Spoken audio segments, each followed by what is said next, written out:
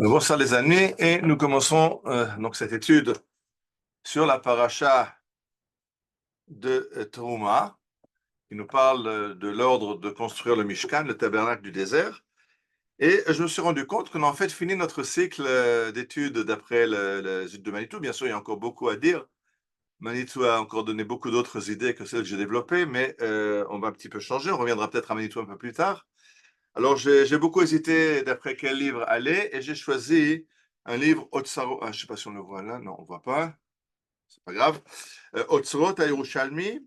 Donc, c'est des commentaires du Talmud de Jérusalem qui sont sur des textes qui ont rapport avec la paracha. C'est le Rav Avraham Cohen Blas qui a écrit ce livre. Donc, il prend des extraits du Talmud de Jérusalem, qui n'est pas très connu, puisque dans les yeshivot, on étudie essentiellement le Talmud de Babylone. Et il prend des textes qui ont rapport avec la paracha. Donc on va commencer avec ce livre, on va voir si ça tient la route, et s'il y a des enseignements qui sont intéressants, qui vous intéressent, on continuera, ou alors on réfléchira à autre chose. Donc vous êtes invités à me donner vos réflexions. Donc la paracha de Teruma, Teruma et Tatsavé, ce sont les ordres de construire le Mishkan, ainsi que les kelim, les ustensiles qu'il y aura dans ce Mishkan. Et la Torah nous dit, Ve'asu Aaron atzeshitim, et ils feront une arche, une boîte en bois d'acacia, avec les tailles, 2 coudées et demi de long, une coudée et demie de large, une coudée et demie de haut, et le détail que ce bois d'acacia doit être recouvert d'or à l'intérieur et à l'extérieur, c'est en fait une boîte sandwich. Il y a une boîte en bois avec un caisson d'or extérieur et un caisson d'or intérieur. Et sur le haron, sur cette boîte, on met donc un couvercle avec les krouvim, ces 2 chérubins en or qui étendent leurs ailes au-dessus des tables de la loi. Et on peut se poser la question, mais pourquoi faire ce haron?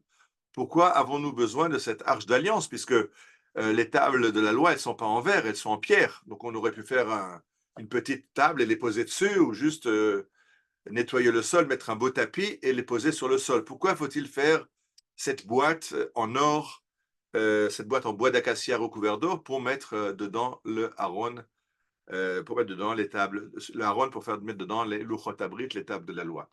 Et alors le Yerushalmi, donc le Talmud Jérusalem, nous donne l'enseignement suivant.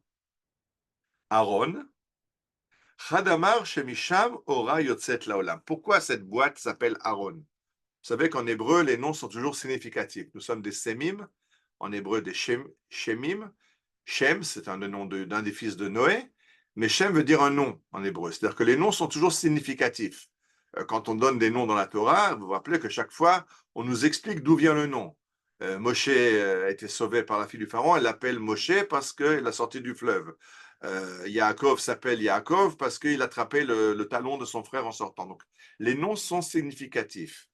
Et pourquoi donc cette boîte dans laquelle on dépose l'arche d'alliance s'appelle Aaron? Le Talmud nous dit, Aaron, c'est de la racine du mot aura, la lumière. Parce que de cette boîte sort la lumière dans le monde. Alors, c'est très clair. L'étape de la loi, c'est la parole de Dieu qui a été donnée au mont Sinaï.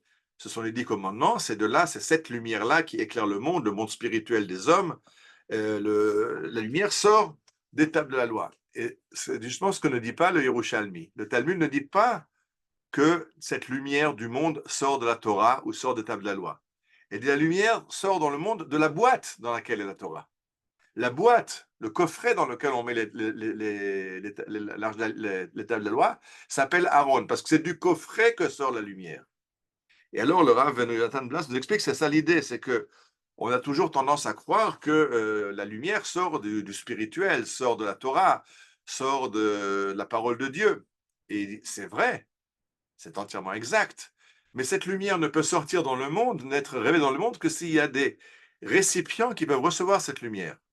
Imaginons le soleil. Si on regarde le soleil, on s'aveugle. On n'est pas capable, nous humains, de regarder le soleil. Alors si on veut voir le soleil, on met des lunettes très très sombres pour filtrer le soleil. Si on veut voir le soleil, alors on nous dit toujours quand il y a une éclipse et qu'on veut regarder, on dit alors préparez-vous un papier, faites un trou dedans et puis on verra à travers un filtre qui nous permet d'absorber et de recevoir cette lumière parce que quand elle est trop forte, elle aveugle et elle est absolument aveuglée, c'est-à-dire qu'on a tellement de lumière qu'on ne voit plus rien en fait. Et justement, elle nous dit le Rav Blas, ce que la Torah nous demande, c'est de préparer des kélim, des ustensiles qui peuvent recevoir la lumière. il faut se préparer des possibilités de recevoir cette lumière de la Torah. Et c'est pour ça que c'est pas les tables de la loi qui s'appellent Ora, mais c'est la boîte qui s'appelle Aaron, parce que c'est grâce à la boîte qu'on peut recevoir la Torah. Alors ça nous change un peu cette idée reçue que tout est dans le spirituel. Non, le monde matériel que Dieu a créé, c'est l'enveloppe par laquelle on peut recevoir le monde spirituel. Nous ne sommes pas des malachim, nous ne sommes pas des anges, nous ne sommes pas des esprits, nous sommes des êtres humains. Et si on recevoir la lumière de la Torah, eh bien, il faut que la Torah soit dans une boîte et alors on peut s'approcher et aller vers cette Torah. Si la Torah est dans toute sa splendeur entièrement révélée, ben, on sera entièrement paralysé par la lumière qui est dans le monde. Donc la lumière ne vient pas, elle vient bien sûr de la Torah, mais à travers la boîte, et c'est pour ça que c'est la boîte qui va prendre le nom de Aaron. Ora, c'est la boîte qui nous permet d'appréhender la lumière de la Torah. Alors ça, c'était l'enseignement que j'ai retenu pour cette semaine dans ce livre de Orot à Yerushalmi, les lumières de Yerushalmi. Et j'ai exprès fait l'étude un peu plus courte parce que je voulais continuer par autre chose. C'est quelque chose qui a été entièrement occulté, c'est le cas de le dire, si on parle de lumière, quelque chose qui est absolument occulté la semaine dernière. Vous ne l'avez pas entendu, ou vous avez peut-être entendu, mais ça a été très vite occulté. Jeudi dernier, à peu près à l'heure où nous parlons maintenant, il y a 2 bus qui ont explosé à Holon, à Bat Yam et à Petah Tikva. Et en fait, on nous a annoncé qu'en fait, on a cherché, on a trouvé 5 bus piégés et aussi 2 trams. Dieu merci, on les a désamorcés à temps. Les arbres ont fait une grosse erreur, ils voulaient les programmer pour 9 heures du matin, l'heure de pointe, pour faire le maximum de dégâts, mais ils ont mal réglé leur minuterie. Et au lieu de sauter à 9 heures du matin, ça a sauté à 9 heures du soir. Donc, ils sont idiots, tout va bien, on est content, point à la ligne. Selon ceux qui ont suivi un petit peu les médias, il y a une nouvelle qui a filtré pendant 2 heures, et puis après, elle a été retirée des sites de nouvelles. C'est paru dans les chaînes qui relayent les nouvelles en Israël, mais ils ont reçu l'ordre, je ne sais pas de qui, d'effacer la nouvelle. La nouvelle qui a été diffusée pendant un petit créneau un peu plus qu'une heure, et qui après a été effacée. Le lendemain, quand on avait fait le compte-rendu de ce qui s'est passé, on s'est rendu compte que ce n'était pas 5 bus qui ont été piégés, mais 15 bus qui ont été piégés. Donc il y a eu 15 bus piégés. Il y a eu en plus 5 terroristes suicidaires qu'on a chopés qui devaient se faire sauter encore dans des trams. Tout ça a été programmé pour 9 heures l'heure de pointe. Le but était de créer un chaos en Israël. Toute la police, l'armée comprenait que 15 bus qui sautent en parallèle, ça paralyse un peu les systèmes de sécurité qui sont entièrement focalisés sur ce qui se passe. Et à ce moment-là, devait être déclenchée une attaque à grande échelle à partir de Judée-Samarie sur les villes du Sharon et sur les villages de Judée-Samarie. Et de façon bizarre, cette nouvelle a été retirée des nouvelles parce qu'il ne fallait pas que les gens le sachent. Mais ils ont fait ça un peu trop tard et ça a filtré pendant 1 heure, ça a été sur les réseaux. À la suite de cette nouvelle alarmante, qui est en fait de préparer un nouveau 7 octobre, mais il faut comprendre, si on n'arrête pas de relâcher les terroristes et de leur faire comprendre qu'on n'a rien contre eux, ben, ils continuent, on les encourage. Alors, à la suite de cette nouvelle alarmante et de ce miracle qui est encore plus grand que les miracles, je sais pas, je vais plus faire une gradation de tous les miracles qu'on vit déjà depuis le 7 octobre, depuis Simchat Torah Tafshin Pedalet, il y a des gens qui se sont tournés vers le Rav Shmuel Eliyahu, qui est le grand rabbin de Tzfat, et lui ont demandé de rédiger une prière de remerciement pour ce qui s'est passé. Un miracle aussi énorme, ça demande de remercier Dieu, Mizmor le Toda, et il a écrit effectivement une prière. Alors je vais vous la mettre sur l'écran, si j'y arrive. Voilà. Et non, c'est pas ça. Pardon.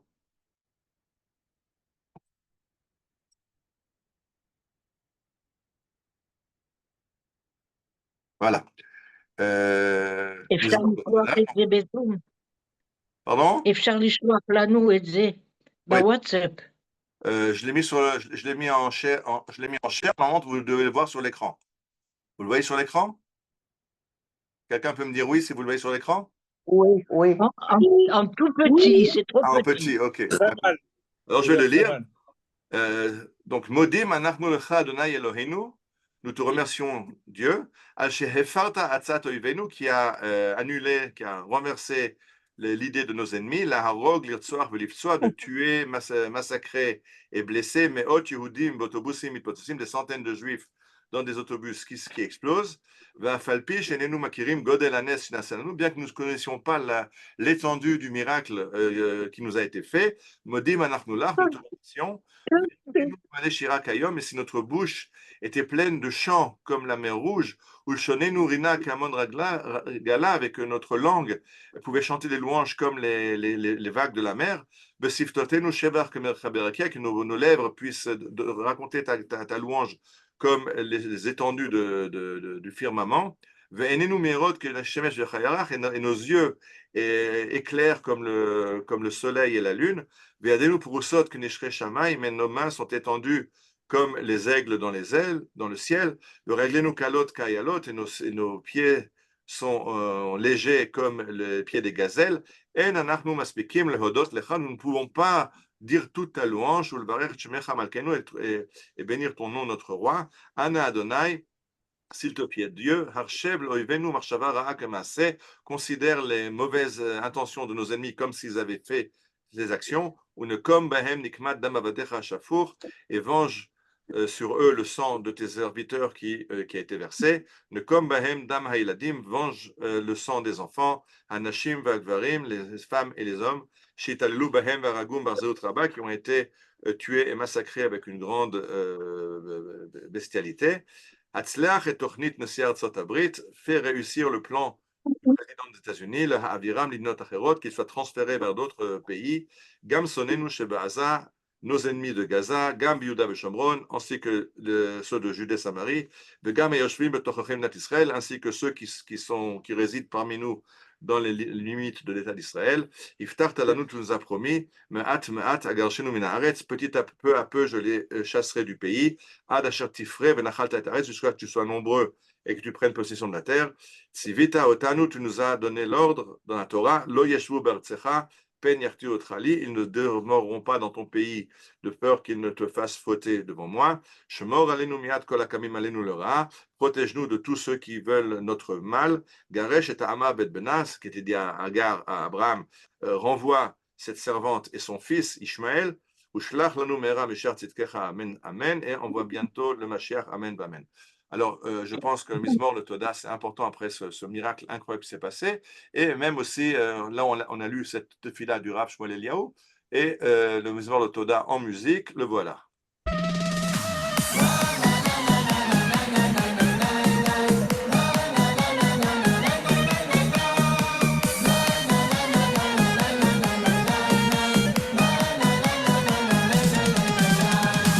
מזמור לתודה הריעו להשם, עין עין עין עין עין כל הארץ, עבדו את השם בשמחה, בואו לפניו ברננה, דעו כי השם הוא אלוקים, הוא עשנו ולא אנחנו, עין עין עין עין עין עין עין עין עין עין, עמו בצאן מרעיתו.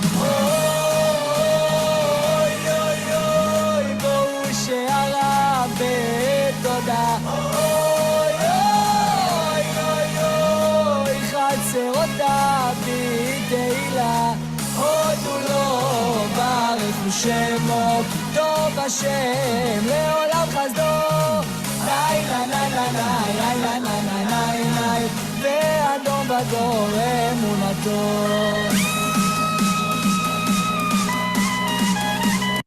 So, avec ce Mizmor, le Toda, et ce remerciement pour ces miracles incroyables qui nous sont arrivés la semaine dernière, je vous souhaite un Shabbat Shalom et je vais couper l'enregistrement et ouvrir le